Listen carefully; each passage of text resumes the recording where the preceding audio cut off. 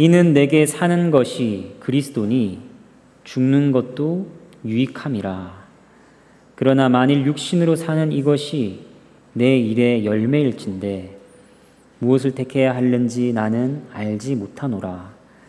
내가 그 둘 사이에 끼었으니 차라리 세상을 떠나서 그리스도와 함께 있는 것이 훨씬 더 좋은 일이라. 그렇게 하고 싶으나 내가 육신으로 있는 것이 너희를 위하여 더 유익하리라. 하나님의 말씀입니다. 하나님께 감사합니다.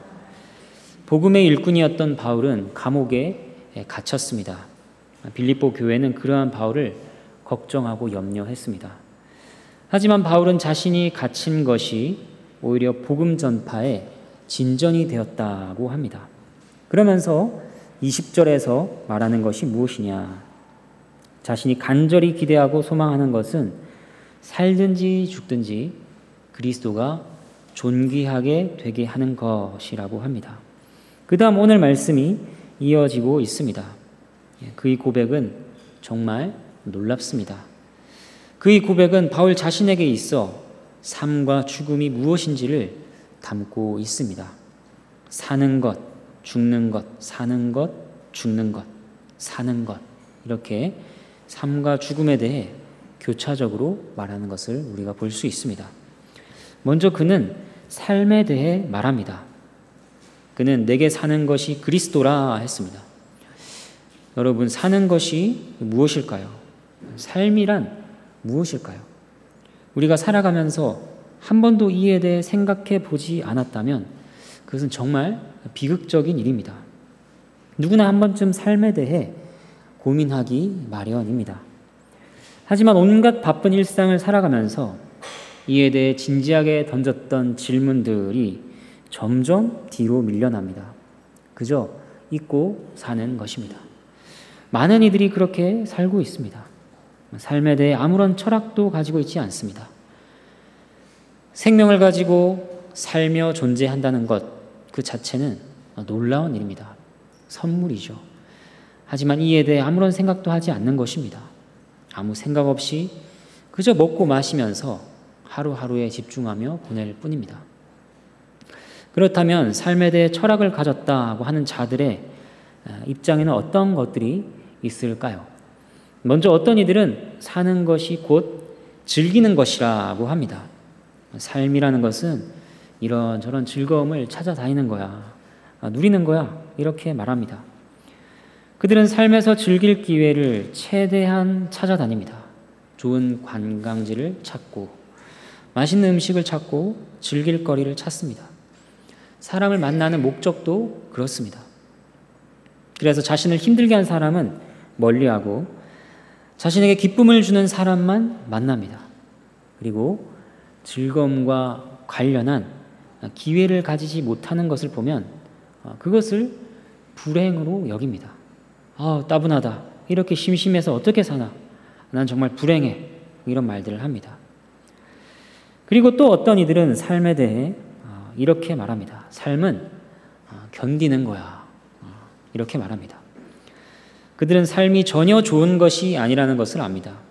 삶의 모든 판타지를 제거해 버립니다.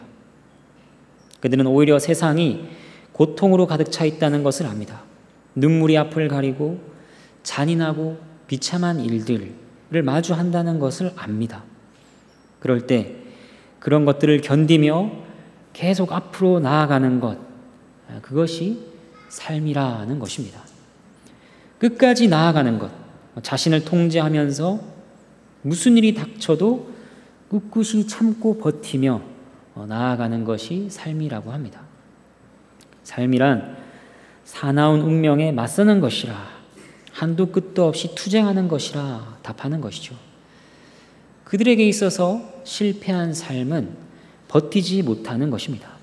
반대로 삶의 의미는 견디는 것 그것 자체에 있습니다.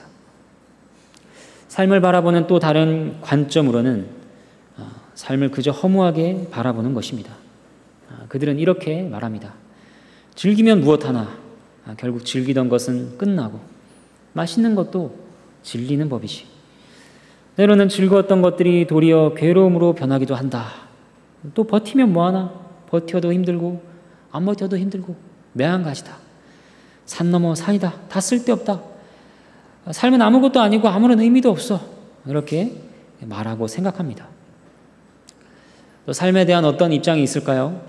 인류와 사회의 발전을 위하는 것이 참된 삶이라고 보는 사람도 있습니다. 내가 존재하는 이유는 이것이라.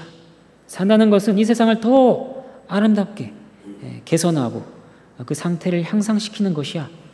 이렇게 말합니다. 이들은 개인의 즐거움보다 이것이 더 우선입니다.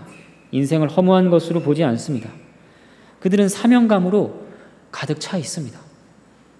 그것이 개인의 존재 이유일 뿐 아니라 인류 전체의 목적이라 봅니다. 점점 더 나은 세상을 만들어 가는 것입니다. 그들은 온통 이 일에 대해서 생각하고 이 일을 위해서라면 어떤 희생도 감수합니다. 삶에 대한 사람들의 생각이 정말 제각각이고 여러 가지입니다. 보통 대부분의 사람들은 삶에 대해 뭐라고 답할까요? 자신에게 삶의 의미는 가족에게 있다고 말할 분들이 많이 있을 것입니다. 가족을 위해 살고 가족과 함께 좋은 시간을 보내는 것이 참된 삶이라고 합니다. 물론 요즘은 혼자 사는 분들이 많습니다. 그래서 그들에게 있어서 삶이라는 것은 자신이 하고 있는 일의 성취나 자기 증명 또는 여러 가지 활동들로 답할 수도 있을 것입니다. 말씀드리고자 하는 바는 그 모든 것들이 무의미하거나 중요하지 않다는 것은 아닙니다. 하지만 그것들 자체가 삶이 된다면 어떻게 될까요? 그것을 잃어버렸을 때 자신의 세상은 무너져 내리게 됩니다. 자신에게 남아있는 것은 아무것도 없게 되는 것이죠. 그렇게 삶의 토대 전체가 무너져 내린 사람들을 우리는 종종 만날 수 있습니다. 그렇다면 다시 성경으로 돌아와서 바울에게 있어서 사는 것은 무엇이었느냐? 그것은 한마디로 그리스도였습니다. 그의 삶은 그리스도였습니다. 이것이 무슨 말일까요? 이것이 의미하는 바가 아닌 것부터 살피도록 하겠습니다. 먼저 이것은 바울 자신이 그리스도라고 말하는 것은 아닙니다. 내가 곧 신이요. 내가 곧 그리스도요. 그리스도는 곧 나이다. 내가 사는 것이 곧 그리스도다. 이런 신성모독적인 말을 하는 종교 지도자들이 있습니다. 바울이 말하는 것은 그런 것이 아닙니다. 또 바울이 말하는 것이 삶이란 종교적 신념을 따르는 것이라거나 아니면 종교적 활동이라고 말하는 것도 아닙니다. 유대인이나 무슬림들 중에는 종교적 신념을 위해 살기도 하고 죽기도 하는 자들이 있습니다. 이것을 바울에게 적용해서는 안 됩니다. 바울에게 있어서 그리스도는 추상적인 존재이거나 자신의 목적을 이루는 도구가 아니었습니다. 그렇다면 나에게 있어서 사는 것은 그리스도라는 것은 무엇인가? 이와 관련하여 바울은 갈라디아서 2장 20절에서 이렇게 말합니다. 갈라디아서 2장 20절 말씀, 내가 그리스도와 함께 십자가에 못 박혔나니 그런즉 이제는 내가 사는 것이 아니요 오직 내 안에 그리스도께서 사시는 것이라. 이제 내가 육체 가운데 사는 것은 나를 사랑하사 나를 위하여 자기 자신을 버리신 하나님의 아들을 믿는 믿음 안에서 사는 것이라. 이렇게 말했습니다. 나에게 있어서 산다는 것은 그리스도라 할 때 그것은 믿음 안에서 사는 것입니다. 실제 이 땅에 오신 하나님의 아들, 그분을 믿는 믿음입니다. 그분은 어떤 분이시냐? 나를 사랑하사 나를 위해 자기 자신을 버리신 분입니다. 바울은 복되신 분이 자기 죄를 위해 십자가로 나아가 목숨까지 내주신 것을 알았습니다. 그래서 바로 그분이 자신의 삶의 토대와 근간이요, 내용이며 목적이라고 말하고 있는 것입니다. 누군가 죽을 위기에서 구조되어 건져준 자에게 이렇게 말합니다. 당신 때문에, 당신 덕분에 살았습니다. 이처럼 바울은 자신의 삶을 떠받치고 있는 것이 그리스도임을 알았습니다. 그래서 바울은 늘 이분을 생각하며 살았습니다. 이분께 온통 관심을 집중하고 신경 쓰며 살았습니다. 우리는 주로 무슨 생각을 하면서 지내는가요? 실제 관심사가 무엇입니까? 바울은 우리와 차원이 다른 자입니까? 바울은 감히 엄두도 못 낼 높은 차원에 있어서 이런 고백을 하는 것일까요? 그렇지 않습니다. 나에게 있어서 사는 것은 그리스도라 하는 이 고백은 예수를 그리스도요 주로 고백하는 모든 자들에게 해당되는 고백입니다. 그분은 우리의 구주이십니다. 우리를 사랑하시는 분입니다. 그가 주신 생명과 그가 베푸시는 사랑 위에서 우리는 살아갑니다. 그리고 삶이라는 것은 뭔가를 채우는 것과 관련이 있습니다. 자신의 마음과 시간과 공간을 채우는 것이 삶입니다. 누구나 채워지기를 원하고 또 무엇인가를 채우면서 삽니다. 그것이 삶의 내용입니다. 바울은 그리스도께서 모든 것을 완벽하게 채우신다고 말합니다. 자신은 그 그리스도로 채워진다고 말합니다. 그는 그리스도가 아닌 것들은 자신에게서 비워갔습니다. 행복과 기쁨과 평안, 만족과 갈망, 필요, 그 모든 것이 그리스도 안에 있다. 그분께서 나의 전부가 되어 모든 것 안에 충만히 계신다 하는 것이 그의 고백이었습니다. 우리 삶에서 채워지고 있는 것은 무엇입니까? 그것은 반드시 그리스도이어야 합니다. 우리의 야망, 우리의 욕망, 나의 생각, 나의 명성, 나의 영광, 나 자신, 오직 나로 채워가서는 안 됩니다. 그를 알아가고 그 안에서 자신을 발견하는 것, 계속 그분으로 채워지는 것이 우리가 이 땅에서 살아가는 의미입니다. 또한 삶은 목적과도 연결되어 있습니다. 삶의 의미가 없다, 이 말은 삶의 목적이 없다, 삶의 지향점을 잃어버렸다는 말로 바꿀 수도 있습니다. 바울의 삶의 목적은 그리스도였습니다. 무엇을 위해 사는가? 나를 위하여 자기 자신을 버리신 하나님의 아들이 존귀케 되는 것을 위해 산다. 이것이 우리 모두의 고백인 것입니다. 신자의 삶은 그리스도로 인해 서고 그리스도로 채워지며 그리스도를 목적으로 합니다. 이제 죽음에 대해 바울이 뭐라고 하는지 보도록 하겠습니다. 그의 고백은 이 세상에서는 확인할 수 없는 것입니다. 먼저 죽음에 대한 세상의 생각과 태도에는 어떤 것들이 있을까요? 세상 사람들에게 있어서 죽음은 두려운 것이며 증오하는 것입니다. 서서히 다가오는 공포입니다. 슬픈 것이며 되도록 잊고 외면하고 싶은 것입니다. 어떤 이들은 말도 꺼내지 말라고 합니다. 왜 그런 얘기들을 하느냐라고 얘기를 합니다. 또는 아예 체념하기도 하죠. 어차피 죽음은 찾아오게 되어 있고 사람은 다 죽게 되어 있으니 걱정하고 화내봐야 아무 소용이 없다고 합니다.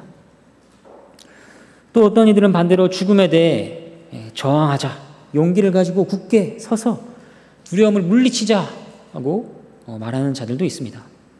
어떤 의미로 그것을 극복하자는 것인지 정확하게 아는 사람은 거의 없습니다.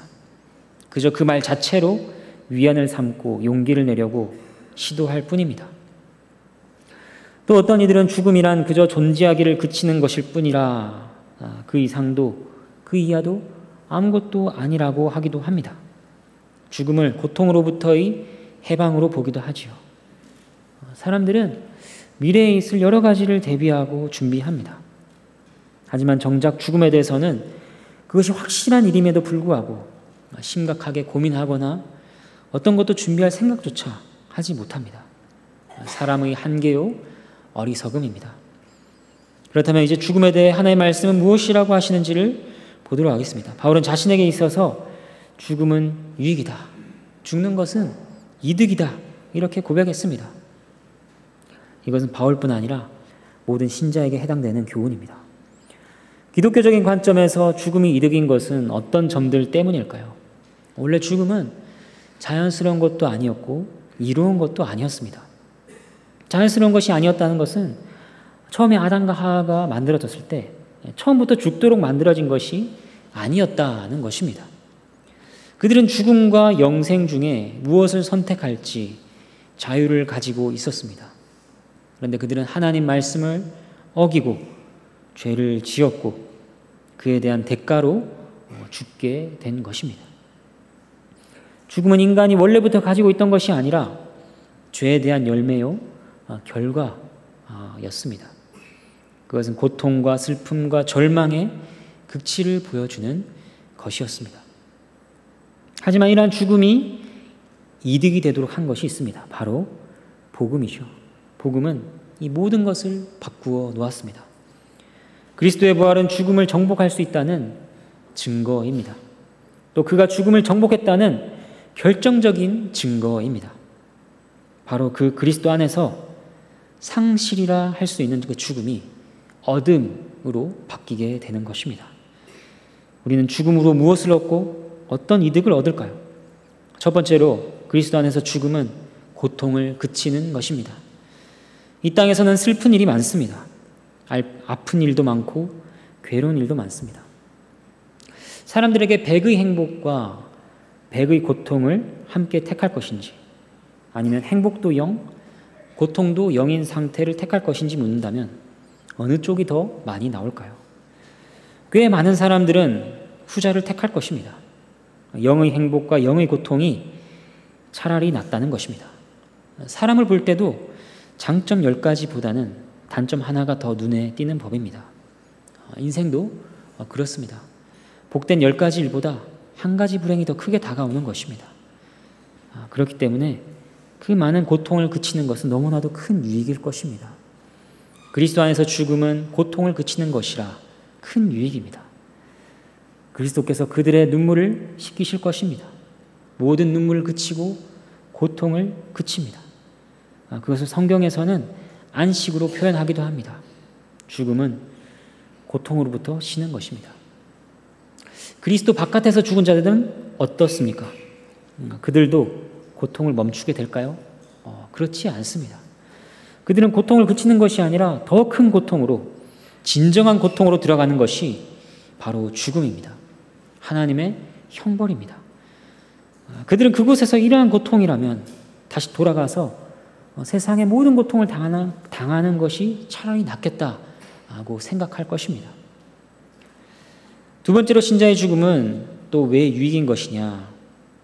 고통을 그치기만 하는 것이 아니라 이제 이 땅의 것보다 훨씬 더 좋고 영원한 삶으로 들어가기 때문입니다. 이 땅의 복된 것들은 임시적입니다. 일시적입니다. 하지만 죽음 이후에 우리는 지속적이고 영원한 상태, 불변의 상태를 누릴 것입니다. 이 땅의 삶보다 훨씬 더 좋은 영구한 삶을 살 것입니다. 이것에 대해서 구체적으로 그것이 무엇인지 성경이 우리에게 많은 것을 알려주고 있지는 않습니다. 왜냐하면 이 땅에서 우리가 사용하는 언어적 한계가 있기 때문입니다. 또 언어적인 측면뿐 아니라 경험적인 한계도 있기 때문이죠. 하지만 분명한 것은 우리의 상상을 초월할 만한 영광과 복들, 선함으로 가득 차 있다는 것입니다. 이것이 바로 죽는 것도 유익한 이유입니다. 세 번째로 죽음의 유익은 죄악에 물든 우리의 본성과 관련이 있습니다. 이 땅에서 신자를 괴롭게 하는 큰 요소 중 하나는 하나님 앞에서 부패한 자신의 모습을 보는 것입니다. 그것을 발견하는 것입니다. 그것은 우리의 양심을 괴롭힙니다. 하나님의 사랑을 막고 우리의 확신을 흔듭니다. 그분으로부터 멀리 떨어진 느낌을 줍니다. 하지만 그렇게 우리를 괴롭히는 부패한 본성은 죽음으로서만 끝이 납니다. 그리스도와 그의 부활 안에서 이 사망의 몸을 우리는 벗게 됩니다. 욕심과 탐욕과 옛사람의 잔재를 벗게 됩니다. 죄로 가득 찼으며 불완전한 모든 것을 벗게 됩니다. 그리스도는 죄의 책임과 죄의 건세뿐 아니라 그것의 오염에서도 우리를 완전히 해방시키십니다. 또 궁극적으로 거룩하며 영광스럽게 해줄 것을 보장하십니다. 죄의 요소들이 전부 씻겨나가는 날, 죄에서 완전히 해방되는 날이 죽음의 날인 것입니다. 그래서 죽음은 유익한 것입니다. 또 어떤 일이 일어날까요? 죽음의 네 번째 유익은 모든 것을 있는 그대로 이해하고 보게 된다는 것입니다. 온전히 궁극적으로 알게 됩니다. 고린도전서 13장 12절 말씀입니다. 우리가 지금은 거울로 보는 것 같이 희미하나 그때는 얼굴과 얼굴을 대하여 볼 것이요 지금은 내가 부분적으로 아나 그때는 주께서 나를 아신 것 같이 내가 온전히 알리라. 이 땅에서 우리가 보는 것은 희미하게 보는 것입니다. 보기는 봅니다. 주님이 선하시다는 것을 알고 주님께서 전능하시다는 것도 압니다. 하지만 확신은 얼마나 자주 흔들리고 인생의 안개가 우리를 가릴 때는 또 얼마나 많은가요? 물론 아예 보지 못하는 것보다는 낫습니다. 하지만 한계가 있는 것입니다. 그러나 그때는 우리가 모든 것을 선명하게 볼 것입니다. 주께서 나를 아시는 것 같이 안다고 하니 그 지식이 얼마나 온전한 것이겠습니까? 하나님께서 우리에게 행하신 크고 놀라운 일들을 부분적으로 보고 알았던 것이 그때는 완전해질 것입니다. 이 땅에서 믿음으로 희미하게 보았던 하나님의 영광을 그때는 분명히 보는 것이죠. 그것을 생각하면 죽음 앞에서 우리는 이렇게 외칠 수 있을 것입니다. 드디어 내 눈이 또렷이 그것을 보게 되겠구나. 내 삶의 모든 일들에 대한 주의 선하신 손길을 확인할 수 있겠구나. 이해되지 않고 알지 못했던 그 모든 것들이 드러나게 되겠구나. 죽음은 그런 것입니다. 다섯 번째로 죽음의 유익은 23절에서 말씀하는 바와 같이 그리스도와 함께 있게 되는 것입니다. 요즘 새벽에 사도행전을 살피고 있습니다. 예수님께서는 세상 끝날까지 그의 제자들과 함께 하시겠다고 하셨고 그것을 나타내시는 것을 우리는 사도행전에서 보고 있습니다. 그런데 바울이 지금 죽음 이후 예수님과 함께 있게 될 것을 소망한다고 하는 것은 예수님께서 지금 그와 함께 계시지 않기 때문일까요? 그렇지 않습니다. 바울이 말하고 있는 것은 그런 것이 아닙니다. 우리는 이 땅에서도 그리스도께서 우리와 함께 하시는 것을 믿습니다. 그리고 그것을 실제로 경험합니다. 하지만 안타깝게도 그것은 우리가 계속 인식하지도 못하고 또 그것이 거울과 같이 희미하다는 것입니다. 하지만 죽음은 이제 더 이상 아무 방해나 간섭이 없이 또 중단되는 일 없이 영원토록 온전히 그분과 교통하는 것으로 우리를 이끌 것입니다. 그렇기 때문에 23절에서 바울은 차라리 세상을 떠나서 그렇게 하고 싶다고 말하고 있는 것입니다. 이것은 최고봉이라 할 수 있는 유익입니다. 앞에 다른 모든 것들을 합친 것보다 더 큰 유익입니다. 이제 바울이 자신이 삶에서 중요하게 여겼던 또 한 가지를 살피도록 하겠습니다. 사는 것은 그리스도였습니다. 그리고 거기에 더해서 그가 사는 것은 무엇이었는가? 22절에서는 일의 열매라고 표현했습니다. 그리고 24절에서는 너희의 유익이라고 표현했습니다. 둘은 별개의 내용이 아닙니다. 바울이 하는 일의 열매가 빌립보 교회였고 빌립보 교회의 유익이 바울의 열매였습니다. 세상을 떠나는 것이 더 좋지만 이 일로 인해 세상에서 살아가는 것이 의미가 있다는 것입니다. 이것이 바울의 삶의 두 기둥이었습니다. 그리스도와 교회의 유익입니다. 21절과 24절을 보면 그렇습니다. 21절은 내게 사는 것이라는 말로 시작합니다. 24절은 내가 육신으로 있는 것이라는 말로 시작합니다. 그리고 거기에 그리스도와 교회의 유익이 붙어 있습니다. 그리스도와 교회의 유익이 양쪽에 서 있는 것입니다. 신자의 삶에 의미가 있다고 한다면 그것이 무엇일까요? 그것은 바울과 마찬가지입니다. 그리스도를 더 알아가고 높이는 것, 주의 택한 백성들에게 유익을 끼치는 것입니다. 이 두 가지를 위해 하나님께서는 아직 우리에게 이 땅에서의 시간을 허락해 주셨습니다. 이제 말씀을 정리하도록 하겠습니다. 사느냐 죽느냐 그것이 문제로다. 햄릿에서 전해지는 유명한 말입니다. 이와 비슷해 보이나 그 의미는 전혀 다른 삶과 죽음에 대한 바울의 고백을 살폈습니다. 산다는 것은 슬프고 괴로운 것이죠. 죽는 것도 그렇습니다. 타인의 죽음이나 자신의 죽음이나 심지어 반려동물의 죽음조차도 그것은 우리의 존재 전체를 흔들어 놓는 일입니다. 삶도 그렇고 죽음도 끔찍한 것이건만 그러나 그 모든 것은 그리스도 안에서는 바뀝니다. 사는 것도 그리스도의 사랑 안에서 사는 것이요, 죽는 것도 그리스도의 사랑 안에서 죽는 것입니다. 그래서 사는 것도 좋고 죽는 것도 괜찮습니다. 물론 이렇게 말을 해도 우리 마음은 여전히 흔들리고 무거울 수 있습니다. 하지만 우리는 참으로 그리스도께 속했습니다. 우리는 그리스도의 소유가 되었습니다. 칼빈은 이런 말을 했습니다. 저 피난처에 도달하기까지 우리는 조금만 바람이 불어도 떨지만 주께서 우리의 목자가 되어주신다면 죽음의 암흑 속에서도 안전할 것이라. 우리가 살고 죽는 일에 있어 어떻게 위로를 받고 용기를 낼 수 있을까요? 그것은 오직 우리를 위하여 자기 자신을 내어주신 그리스도로 인함입니다.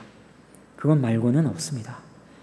그리고 사는 동안 그리스도께서는 우리에게 열매를 맺도록 하실 것입니다. 그 열매는 교회입니다. 택하신 자들의 유익입니다. 부활하신 주님께서는 베드로에게 당신을 사랑하냐고 물으시고는 이어서 주의 교회를 맡기셨습니다. 주님을 사랑하는 것과 주의 교회를 사랑함은 뗄 수 없습니다. 주께서 사랑하시는 교회를 우리가 사랑함이 마땅합니다. 이를 위해 삶을 감내하는 우리 모두가 되기를 바랍니다. 함께 찬양하도록 하겠습니다.